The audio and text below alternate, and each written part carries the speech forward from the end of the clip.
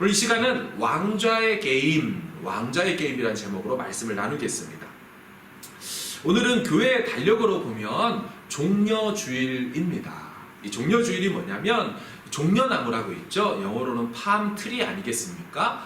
야작가 나무 잎을 가지를 잘라서 막 흔들면서 예수님의 예루살렘 입성을 환영하고 기념하는 주일이 바로 오늘 일요일 종려주일이라고 합니다. 시간적으로 보면 예수님은 이제 십자가에 달리시는 일주일 전, 바로 그 상황이고요. 예수님의 그 사역의 입장에서 본다면 당신의 3년의 공생의 사역의 마지막 일주일이 되어지는 겁니다. 교회는 이날을 기념해서 종려주일이라고 했고, 이 한 주간을, 이번 주 한 주간을 패션 위크, 고난주간이라고 명명했습니다. 굳이 따지자면 이번 주 금요일에 예수님이 십자가에 달리시고요, 돌아오는 주일이 부활주일로서 예수님이 부활하시게 됩니다. 그래서 오늘 본문은 예수님 사역 3년의 마지막에 해당되는 절정 부분이죠. 그 절정이 시작되는 부분입니다. 이 땅에 오신 당신의 목적을 이루어드리는 정말 중요한 대목이죠. 또한 여러분, 마가복음 입장에서 본다면, 자, 똑바로 보세요. 마가복음 입장에서 본다면 생각해 보세요. 예수님이 3년을 사역을 했어요. 예수님이 3년을 사역했으면 복음서를 1년 3분의 1을 쓰셔야 되고요. 그 다음 1년에 대한 걸 3분의 1을 쓰셔야 되고요. 마지막 1년에 대한 걸 복음서의 3분의 1을 써야지 정상적이고 맞을 거예요. 그런데 마가복음에 보면 요 일주일이 전체의 3분의 1에 해당됩니다. 그러니까 얼마나 중요하게 이 일주일을 보고 있는지를 마가가, 또 저자가, 복음서의 기자들이 보고 있는지를 알 수 있다는 것입니다. 자, 그러면 무엇이 그렇게 중요한 것일까요? 혹시 오늘 본문을 볼 때 예수님의 행보가, 모습이 이전에 예수님이 행하던 모습과 좀 다르다는 것을 발견하셨습니까? 이전에 예수님이 보였던 모습과 오늘 본문은 좀 다른 모습을 보입니다. 그게 뭐냐면, 질문이에요. 이전에 예수님이 만 3년 동안 행동하실 때 자기 자신을 드러내놓고 다니셨습니까? 1번, 아니면 2번, 자기 자신을 감추이고 비밀스럽게 자신을 나타내지 않으시면서 다니셨습니까? 자, 1번 드러내놓고 다녔다. 2번 감추이시고 말하지 말라고 하며 다녔다. 자, 1번이에요? 2번이에요? 자, 네, 우리 아이들 셋 모두가 다 2번이라고 얘기를 했어요. 맞습니다. 예수님은 자신을 숨기면서 다니셨어요. 우리 마가복음 1장 34절 화면으로 같이 보겠습니다. 시작. 예수께서 각종 병이 든 많은 사람을 고치시며 많은 귀신을 고치시며 많은 귀신을 내쫓으시되 귀신이 자기를 알므로 그 말하는 것을 허락하지 아니하시니라. 아멘. 예수님이 회당 가서 설교할 때 귀신 들린 자가 벌떡 일어나서 나는 당신이 누군 줄 압니다. 하나님의 거룩한 자 아닙니까? 할 때 예수님이 그렇지. 나에 대해서 말 좀 해봐. 이렇게 하셨습니까? 아니지요. 말하는 걸 허락하지 않으셨어요. 같은 마가복음 1장 43절 또 볼까요? 화면 보시면 또 보내시며 엄히 경고하사 이르시되 삼가 아무에게도 아무 말도 하지 말고. 예수님은 병자를 치유하시고 병을 낫게 하신 다음에도 야, 나가서 내가 치료했다라고 얘기해라? 말씀하지 못하게 하셨어요. 계속 자신을 숨기셨어요. 한 구절 더 볼까요? 마가복음 3장에 보시면 같이 큰 소리로 읽겠습니다. 시작. 더러운 귀신들도 어느 때든지 예수를 보면 그 앞에서 엎드려 부르짖어 이르되 당신은 하나님의 아들이니이다 하니 예수께서 자기를 나타내지 말라고 많이 경고하시니라. 아멘. 더러운 귀신 들린 그 귀신들이 어느 때든지 예수님을 알기 때문에 막 소리 지르는 거예요. 당신 하나님의 아들 아닙니까? 그때 예수님이 뭐라고 해요? 자기를 나타내지 말라고 많이 워닝을 주셨습니다. 그러므로 그간 예수님의 행보는요, 비밀스러웠고 자신의 정체를 감추시며 다니셨어요. 그런데 오늘 본문에 이르러서는 예수님이 완전히 자세를 바꾸셨다는 거예요. 안 그래도 6월절 대명절입니다. 안 그래도 사람들 많이 모인 수도 예루살렘 들어가는 장면입니다. 사람들 많죠. 서로 쳐다보고 있죠. 이때 예수님의 등장하는 모습이 예전 모습과 완전 다르게 대놓고 공공연스럽게 나왔다 이렇게 하시더라는 거예요. 이전의 모습과 완전히 달라졌다는 걸 알 수가 있는 거죠. 왜 그랬을까요? 두 번째 궁금한 건요, 특이한 모습은 수많은 짐승들이 있을 텐데 예수님이 하필 뭘 타고 오셨어요? 새끼 나귀를 타고 예루살렘에 짜잔 하고 입성했다는 것입니다. 사랑하는 여러분, 예수님이 새끼 나귀를 탄 것은 우연히 타신 것이 아닙니다. 그냥 걷다가 저기 나귀 새끼가 있네, 데리고 와봐 하고 그냥 집어 타신 것이 아니라는 거예요. 잘 보시면 예수님이 의도하셨다는 것을 알 수가 있습니다. 마가복음 11장 1에서 4절 같이 화면으로 보겠습니다. 그들이 예루살렘에 가까이 와서 감람산 벳바게와 베다니에 이르렀을 때에 예수께서 제자 중 둘을 보내시며 이르실 때 너희는 맞은편 마을로 가라. 그리로 들어가면 곧 아직 아무도 타보지 않은 나귀 새끼가 매여 있는 것을 보리니 풀어 끌고 오라. 만일 누가 너희에게 이렇게 하느냐 묻거든, 왜 이렇게 하느냐 묻거든 주가 쓰시겠다 하라. 그리하면 즉시 이리로 보내리라 하시니 제자들이 가서 본즉 나귀 새끼가 문 앞거리에 매여 있는지라 그것을 푸니. 무슨 내용입니까? 제자들에게 굳이 같은 마을 안에서 찾으라고 하지도 않으시고 어떻게 해요? 맞은편 마을로 이동해서, 공간적으로 이동해서 특정한 나귀 하나를 찝어가지고 아무도 타보지 않은 그 나귀 새끼를 데리고 오라라고 얘기하십니다. 이거 의도한 겁니다. 이미 알고 계셨던 거고요. 여정의 목적지를 예루살렘을 바로 앞두고 나귀 찾으러 가셨다. 이거 뭔가 의도성이 있는 겁니다. 또 한 가지가 있는데요. 그동안 예수님이 마가복음 1장에서 갈릴리에서 사역을 시작하셔요. 그리고 오늘 본문인 11장에 와서 예루살렘에 들어올 때까지 예수님은 계속 걸어 다니셨습니다. 여러분들이 아는 복음서의 상식 속에서 한번 생각해 보세요.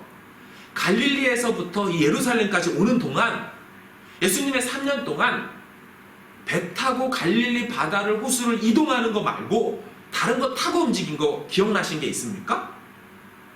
없을 겁니다. 3년 동안 예수님은 늘 걸어 다니셨어요. 갈릴리에서 예루살렘까지도 늘 도보로 걸어서 이동하셨어요. 그런데 막판에 예루살렘 다 와서 아이고야 다리가 야 생각보다 아프다 하면서 뭐 좀 탈 거 없냐? 하고 새끼 나귀를 찾으신 걸까요? 아니지요. 내동 안 타시던 분이 마지막에 뭔가를 데리고 와서 타려고 했을 때는 의도가 있었다는 거예요. 왜 예수님이 그럼 이 하필 이때에 새끼 나귀를 타고 예루살렘 입성식을 가지려고 했을까요? 그분의 의도가 뭐였을까요? 마가복음에는 사실 그 의도를 밝히 드러내주지 않습니다. 하지만 사도 마태는 그의 복음서 마태복음에서 이렇게 그 이유를 설명해줘요. 마태복음 21장 화면으로 같이 읽겠습니다. 시작. 이는 선지자를 통하여 하신 말씀을 이루려 하심이라 일렀으되 시온 딸에게 이르기를 네 왕이 내게 임하나니 그는 겸손하여 나귀 곧 멍에 매는 짐승의 새끼를 탔도다 하라 하였느니라. 아멘. 말씀 계속 띄워주십시오. 선지자를 통해 한 말씀 이루려고 이 행동을 하셨다는 거예요. 이 선지자가 누구냐면 스가랴 선지자입니다. 그리고 하신 말씀이 뭐냐면 스가랴 9장 9절이죠. 우리 그 말씀도 보여주실까요? 시작. 시온에 따라 크게 기뻐할지어다. 예루살렘에 따라 즐거이 부를지어다. 보라, 내 왕이 너에게 임하시나니. 자, 예루살렘에 따라 시온에 따라 무슨 얘기입니까? 예루살렘아 시온성아 지금 너희에게 왕이 임한다. 그 얘기를 하는 거예요. 앞으로 왕이 예루살렘에 진정으로 입성할 거라는 거예요. 그때 그 왕은 어떠냐? 다음 구절. 그는 공의로우시며 구원을 베푸시고, 중요한 표정, 특징, 겸손하여서 나귀를 타시나니 나귀의 작은 것 곧 나귀 새끼니라. 아멘. 자, 예수님의 의도를 아시겠습니까? 스가랴 말씀을 성취하기 위하여 예루살렘에 들어갈 때 당신이 왕으로서 임재한다는 거예요. 스가랴 선지자가 예언했던 그 메시아가, 그리스도가 바로 나라는 얘기를 하고 싶은 거고, 그래서 들어가시되 이 메시아는 어떤 메시아냐? 겸손한 메시아다. 그래서 그 특징인 나귀 새끼를 타고 입성하는 것이다. 내가 바로 그 겸손의 왕이다. 이 얘기하고 싶으셔서 그렇게 나귀 새끼를 타고 입성하는 거예요. 여러분, 이와 같은 예수님의 의도를, 예수님이 왕으로 예루살렘에 입성한다는 걸 그 당시 이스라엘 유대인들이 알았을까요? 몰랐을까요? 알고 있었어요. 여러분, 이 사람들도 예수님이 예루살렘에 들어올 때 수많은 사람들 중에, 명절 지키러 오는 사람 중에 한 사람이다가 아니고 바로 우리가 기다렸던 그 메시아다라는 것을 알았다는 거예요. 그래서 이들이 행했던 행동이 무엇이었습니까? 그냥 환호하지 않았죠. 뭐 했어요? 자기들의 겉옷을 벗어서 오시는 예수님 앞에 레드카펫을 깔듯이 자기 겉옷을 펼쳐놨습니다. 그리고 그 위를 예수님이 지나가도록 했다는 거예요. 근데 이 모습은 어떨 때 구약의 백성들이 하는 거냐면, 왕이 즉위할 때, 왕이 행차할 때 그 왕을 인정하고 선포하면서 우리의 왕입니다 할 때, 그럴 때 겉옷을 벗어서 행동을 했어요. 열왕기하 9장 말씀을 좀 보여주실까요? 예후라는 왕이 아합 가문을 다 몰살시키고 아합을 끊고 자신이 왕이 됐음을 알리는 그 장면에 이와 같은 말씀으로 그 이스라엘 백성들이 예후를 왕으로 인정하지요. 같이 읽겠습니다. 시작. 무리가 각각 자기의 옷을 급히 가져다가 섬돌 위 곧 예후의 밑에 깔고 나팔을 불며 이르되 예후는 왕이라 하니라. 아멘. 어떻게 했어요? 자신들의 옷을 벗어서 깔고 예후를 왕으로 선언하고 즉위식을 갖습니다. 그러니 지금 이들의 행동은 예수님을 뭐로 인정한 거예요? 왕이라고, 그 오실 메시아라고 인정한 거예요. 또한 이들이 외치는 구호를 좀 보세요. 우리 마가복음 11장 9절 10절을 읽겠습니다. 큰 소리로 시작. 앞에서 가고 뒤에서 따르는 자들이 소리 지르되 호산나 찬송하리로다 주의 이름으로 오시는 이여 찬송하리로다 오는 우리 조상 다윗의 나라여 가장 높은 곳에서 호산나 하더라. 아멘. 뭐라고 부릅니까? 노란색 글씨 호산나. 10절에도 가장 높은 곳에서 호산나. 호산나를 2번 외쳤어요. 이 호산나라는 건 아람어입니다. 아람어. 호사안나. 영어로는 save I pray.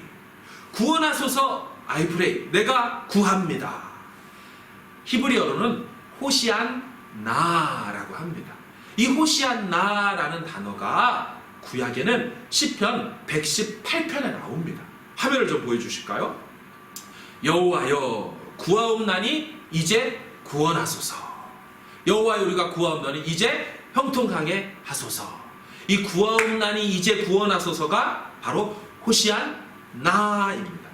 이 호산나라는 이 표현은 신약에 6번밖에 나오질 않는데 다 복음서에 예수님이 예루살렘 들어오는 이 종려주일 때에만 사용되었습니다. 어디에도 쓰지 않았던 단어예요. 근데 그 호산나가 바로 시편 118편 구원자로서의 여호와를 높일 때 했던 말입니다. 따라서 이들은 들어오시는 예수님에게 호산나라고 했다는 것은 예수님을 누구로 인정한 거예요? 구원자라고 인정한 거예요. 예수 당신은 구원자입니다. 옷을 벗어서 깐 거는 예수 당신은 바로 왕이십니다. 이 2가지를 인정했던 표현입니다. 마지막 3번째. 또 하나의 증거가 있어요. 11장 10절 화면으로 보여주시면 이들이 이렇게 말합니다. 찬송하리로다 오는 우리 조상 다윗의 나라여. 가장 높은 곳에서 호산나. 뭐라고 해요? 오는 우리 조상 다윗의 나라요. 자, 오고 있는, 커밍하는, 오는 다윗의 나라. 이들의 인식이 뭡니까? 예수님을 다윗의 계보를 잇는 다윗의 자손, 바로 그 다윗 왕의 계보를 잇는 그런 왕이라고 인정했다는 것입니다. 정리하면 이들의 지금 모습은 예수님은 뭐로 인정한 거예요? 예수 당신은 왕입니다. 구원자이십니다. 다윗의 자손입니다. 야, 기가 막힌 인식을 했습니다. 그래서 더 슬퍼집니다. 왜냐하면 이들이 딱 5일 뒤에 행동을 바꾸기 때문이죠. 십자가에 못 박으라고 딱 5일 뒤에 이들의 외침이 바뀌어버리기 때문에 오늘 이 장면이 더 슬프다라는 것입니다. 마가복음 15장을 좀 보겠습니다. 정확히 5일 뒤에 이들이 어떻게 말하는지 보십시오. 빌라도가 또 대답하여 이르되 그러면 너희가 유대인의 왕이라 하는 일을 내가 어떻게 하랴? 예, 5일 전에 이들은 예수님을 유대인의 왕이라고 인정했습니다. 호산나 다윗의 자손, 오실 다윗의 나라, 우리를 구원할 자, 우리의 왕. 빌라도도 알았어요. 너희들이 그렇게 열렬히 환호했던 그 유대인의 왕, 내가 어떻게 하면 되겠냐? 13절에 그들이 똑같이 소리 지릅니다. 5일 전처럼 그들이 다시 소리 질러 이르되, 내용이 바뀌었네요. 그를 십자가에 못 박게 하소서. 빌라도가 이르되 어찌냐? 무슨 악한 일을 하였느냐 하니 더욱 소리 질러 이르되 십자가에 못 박게 하소서 하는지라. 여러분, 참 성경이 공교롭죠? 이들이 예수님에 대해서 호산나 호산나 2번 외쳐요. 오늘 본문에도 2번 외쳐요. 십자가에 못 박아라, 십자가에 못 박아라. 이런 의미에서 오늘 본문은 참 슬픈 장면입니다. 어떻게 단 5일 뒤에 이렇게 태도를 돌변할 수 있는 것인가? 이 질문에 답하는 것이 오늘 설교의 포인트가 될 것입니다. 왜 그랬을까요? 그들은 사실 예수님을 잘 몰랐습니다.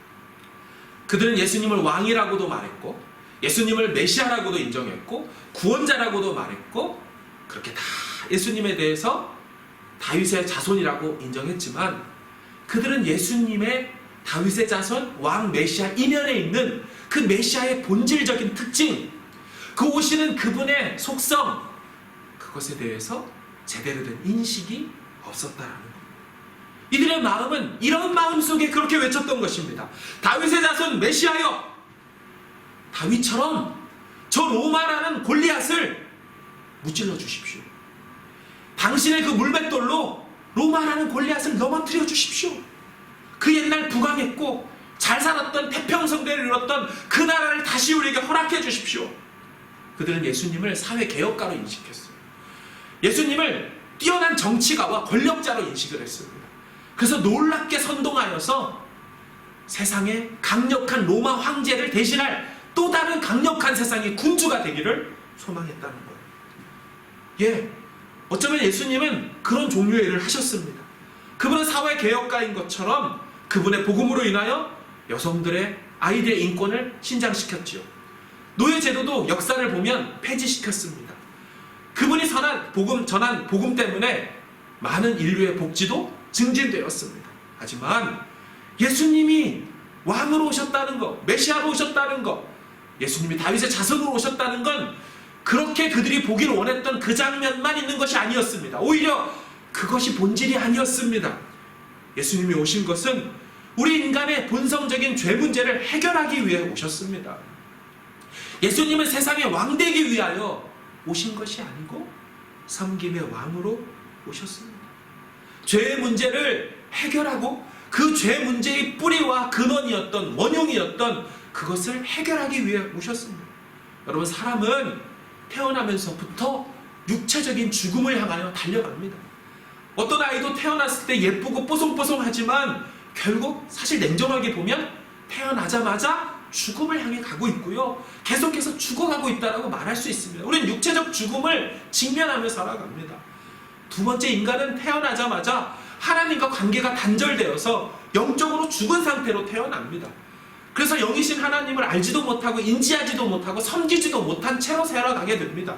세 번째로, 결국 그렇게 살아가다가 지옥 형벌을 받아서 결국 영원한 지옥, 영원한 하나님과의 관계 단절로 끝나게 되어지는 영원한 죽음에 이르게 됩니다. 육체적 죽음, 영적인 죽음, 영원한 죽음에 이를 수밖에 없는 게 바로 인생의 본연의 문제입니다. 이 문제를 해결하기 위하여 예수님이 오신 거예요. 그들이 소망하는 대로 나 좀 잘 먹게 잘 살게 해줘라. 로마가 우리 세금 떼어먹고 로마가 우리를 맘대로 하는데 이거 짜증나 죽겠다. 나도 한번 이 땅에서 잘 먹고 잘 살고 싶다. 그 다윗의 나라 솔로몬의 시대를 다시 가지고 와라. 그들은 그렇게 외쳤지만 예수님은 그게 문제의 본질이 아니라고 여겼어요. 그건 현상일 뿐입니다. 그런 것을 행하여서 진정한 평화의 나라가 오는 것이 아닙니다. 예수님은 어떤 마음이 있으셨습니까? 이 죄 문제를, 죄와 사망의 죄의 죽음에서 우리를 건져내시고 거기에서 참된 자유와 거기에서 참된 행복을 얻게 하기 위하여 예수님이 오셨던 것입니다. 그들은 예수님을 통하여 자기들의 소원을 성취하기를 소망했어요. 예수라는 저 부적만 있으면 애군을 떼어낼 수 있다. 이 무당 예수만 있으면 우리의 기륭 화복을, 미래를 점칠 수가 있다. 예수를 도구와 수단 삼아서 우리가 한탕 누려보자, 그렇게 생각했던 것입니다. 너무나 세속적인 동기, 너무나 자기 욕망적 이유로 예수님께 열광했던 거예요. 다시 말하면 왜 저들이 그렇게 갑자기 5일 만에 변질되고 극단적으로 변해버렸는가? 예수 메시아님에 대한 온전한 이해가 없었다는 것입니다. 왕이라고 해도 무엇의 왕인지가 없었어요. 예수님은 섬김의 왕으로 오셨는데 그들은 세상의 로마 황제 같은 다스리는 폭군, 군주로서의 왕으로만 생각했다는 거예요. 그들은 메시아를 부르짖었지만 그 메시아의 본질은 자기 자신의 목숨을 대속물로 내어주는 그런 내어줌의 왕이셨는데, 그런 메시아셨는데 이들은 그렇게 생각하지 못했다는 것입니다. 여러분, 예수님은 겸손의 왕이십니다. 오늘 본문 마가복음 11장 앞장에 보면 마가복음 10장 45절에 예수께서 왜 이 땅에 오셨는지 설명해 주셨어요. 말씀을 잘 보십시오. 인자가 온 것은 섬김을 받으려 함이 아니라 도리어 섬기려 하고 자기 목숨을 많은 사람의 대속물로 주려 함이니라 말씀하셨어요. 말씀을 잘 보십시오. 세상의 왕들은 왜 왕이 됩니까? 섬김을 받으려고, 대접을 받으려고, 그 지위와 그 자리에 있으면 사람들이 다 좋아하고 인기 있어 보이니까 그 자리에 오르려고 해요. 예수님은 그 자리에 오를 때 왜 올랐어요? 섬김을 받으려고 오른 것이 아니고 뭐라고 해요? 도리어 섬기려 하는데, 그 예수님의 섬김은 어떻게 해요? 자기 목숨을 많은 사람을 위한 대속물로 주려. 로마 황제는 많은 사람의 목숨을 빼앗아서 왕이 되었습니다. 이 나라 저 나라를 돌아다니면서 수많은 목숨을 빼앗아서 왕이 되고 섬김을 받았다면 예수님은 많은 사람에게 자기 목숨을 내어주심으로, 그런 섬김으로 왕이 되기를 원하셨습니다. 우리는 이 예수님을 믿고 따르고 섬기는 자들인 줄로 믿습니다. 제자들도 예수님의 이 메시아됨을 오해했습니다. 그래서 계속 예수님이 메시아 왕으로 등극하게 되면 한 자리 자기들도 차지하려고 서로 다투고 경쟁했습니다. 누가 더 크냐? 예수님이 예루살렘 딱 들어가면 왕 될 텐데 빌라도 끌어내리고 헤롯 끌어내려서 황제 끝내서 그 왕이 될 텐데 우리는 그때 어느 자리 위치에 오를까? 그거 생각하며 예수님을 따랐어요. 슬픈 이야기죠. 많은 종려나무를 흔들었던 사람들, 자신의 겉옷을 내어주면서 예수님 왕으로 임하십시오라고 열광하면서 그들 한켠에는 어떤 마음속에서 열광했어요? 우리도 부강한 나라 되보자. 우리도 복지 나라 이루어보자. 우리도 그런 자리 한번 차지해보자. 로마 우리에게 힘들게 했던 그놈들 우리가 한번 완전히 그냥 확 눌러보자. 이런 마음으로 열광했다라는 거예요. 예수님은 그런 왕자의 게임에서 편승하지 않으셨어요. 그 왕자의 게임에 합류하지 않으셨어요. 그런 식의 왕자의 게임에서 내려오셨어요. 그리고 당신만이 오를 수 있고 당신이 보여주는 그 평화의 왕, 섬김의 왕으로 보좌에 오르신 분이십니다. 생각해 보십시오.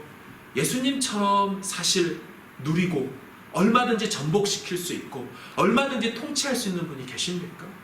사실 하나님 당신이시면서 제2위격 성자 하나님이면서 마음껏 12영도 더 내는 어마어마한 천군천사를 동원하여서 이 세상 나라를 다 뒤집어 버릴 수 있는 태초부터 영원전부터 왕이셨던 그분이셨어요. 그분은 만물의 이치였고 만물을 다스릴 수 있는 로고스 당신이셨어요. 그런데 그분이 그걸 사용하기를 스스로 제한하셨어요. 스스로 그것을 사용하기를 내려놓으셨어요. 그분은 오셔서 사람의 뜻을 이룬 것이 아니라 하나님의 뜻을 이루기를 원하셨죠. 자기의 말을 한다고 하지 않으셨고 하나님의 말씀을 한다고 얘기하셨어요. 자기의 뜻을 이루는 것이 아니라 하나님의 뜻을 이루기 위하여 나의 원대로 마시고 아버지의 원이 되기를 원합니다. 그렇게 사셨어요. 예수님은 그걸 본으로 제자들에게 보이셨고 오늘 수많은 사람들이 몰려드는 이 군집한 이 예루살렘 입성식에서 당신이 어떻게 보이기를 원하셨어요? 나는 나귀의 작은 것, 곧 새끼 나귀를 타고 입성하는 내 메시아와 왕됨의 본질은 섬김이다, 겸손이다를 보여주길 원했어요. 하지만 사람들은 엉뚱한 모습 속에서 열광했고 그래서 결국 5일 뒤에 그 예수 메시아님을 잡아 죽이라고 그렇게 2번 외쳤던 것입니다. 고난주간을 맞이하면서 우리 자신을 좀 돌아보기를 원합니다. 우리도 이 종려주일을 맞이하며 예수님을 환영해야 돼요. 예수님 왕으로 임하십시오. 높여야 돼요. 하지만 우리가 종려나무 가지를 들기 전에 우리가 우리의 겉옷을 벗기 전에 우리는 왜 그분께 열광해야 할까요? 우리는 왜 그분을 바라봐야 될까요? 우리는 무엇을 보고 기뻐하고 우리는 무엇 때문에 이렇게 주님을 환호하고 있는 것일까요? 예수님은 자기 자신이 기적과 이적을 보였던 모습으로 나타내기를 거절하셨어요. 그래서 세상 사람들이 다 보는 그 상황 속에 당신은 기적과 이적과 치유를 베푸시는 분으로 나타나지 않으셨어요. 어떻게 나타나셨어요? 나귀 새끼를 타고 겸손의 모습으로 그 겸손의 왕으로 보여주셨어요. 우리로 그걸 보고 배우라고. 예수의 사람들인 우리도 그런 모습으로 이 땅을 살아가라고. 이번 한 주간 고난주간입니다. 어떻게 우린 살아야겠습니까? 세상의 많은 소리들이 우리로 하여금 우리의 마음을 계속 흔들면서 너도 예수를 이용하라고, 너도 예수에게 그와 같이 열광하라고, 그래서 그 세상이 말하는 왕자의 게임에 너도 합류해서 그 자리에 올라라. 그리고 그 자리에 올라서 너 자신을 다스릴 뿐만 아니라 다른 사람들도 다스리라고 그렇게 유혹해 냅니다. 이번 한 주간 이 세상의 소리에 우리가 의연히 귀를 막고 그 왕자의 게임에 절연히 내려나와서 주님이 오르셨던 그 섬김의 보좌, 그 겸손의 보좌에 올라서 한 주간 그분 닮은 예수의 사람으로 살아갈 수 있기를 주님의 이름으로 축원합니다. 여러분, 고난주간 필사 노트를 드렸습니다. 당장 오늘 본문을 보시면 이 오늘 예수님이 종려주일로 입성하는 장면이 마태, 마가, 누가, 요한 이 4개 복음서에 공이 다 나와 있습니다. 이 말은 그만큼 성경 저자들이 이 장면을 중요하게 여겼던 것. 예수님이 나귀 타고 입성하는 게 그토록 그분의 메시아됨을 보여줄 수 있는 중요한 장면으로 여겼던 거예요. 한 구절씩, 한 복음서씩 가정의 구성원들에게 할당하시면서 너는 마태복음 써봐라, 너는 누가복음 써봐라, 아빠는 요한복음 써볼게, 이렇게 하시면서 한번 4가지 관점에서 보여지는 이 예수님의 겸손의 본질을 다시 한번 이렇게 묵상할 수 있기를 바라요. 그리고 마지막, 오늘의 썬데이의 마지막 장이 뭐라고 되어 있어요? 빈칸이 있어요. 거기에 우리의 묵상함을 한번 적어보시기를 바라요. 이렇게 하루하루 예수님이 어떻게 이 일주일을 사셨는지를 점검하고 묵상하면서 정말 주님의 겸손을, 주님의 그 섬김을 가슴에 가득 안고 그것 때문에 열광하고 그 주님의 모습이 너무 아름다워서 숭고해서 마음이 뜨거워져서 그렇게 종려나무를 들기도 하고 그것 때문에 우리의 겉옷을 내어드릴 수 있는 진정 메시아의 본질을 인식한 그런 메시아됨, 아는 우리 참된 그리스도인이 우리 모두가 되기를 주님의 이름으로 축원합니다. 아멘.